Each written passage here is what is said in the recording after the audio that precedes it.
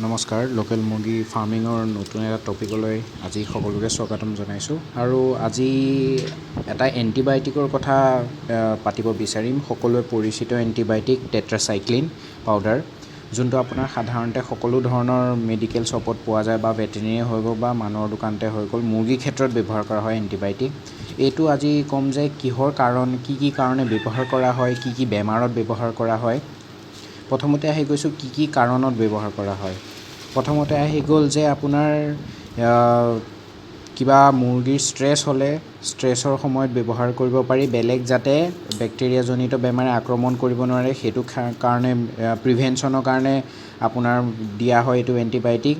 তাৰপিছতে হৈ গ'ল যে মুৰ্গী সৰু পোৱালিতে যিটো মৰে, সেই সৰু পোৱালিতে যিবোৰ বেমাৰ হৈ মৰে বা যিবোৰ বেক্টেৰিয়াজনিত কাৰণৰ কাৰণে মৰে সেইটোৰ পৰা বচাবৰ কাৰণে এইটো এণ্টিবায়'টিক দিয়া হয়।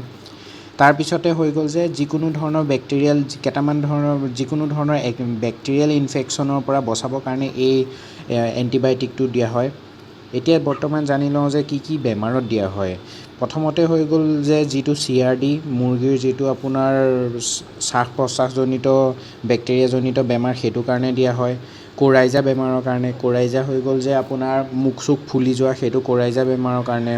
ফাউল টাইফইড হৈ গ'ল, ফাউল কলেৰা হৈ গ'ল, এইখিনি 2-4টা বেক্টেৰিয়াজনিত বেমাৰৰ কাৰণে এইটো ব্যৱহাৰ কৰা হয়।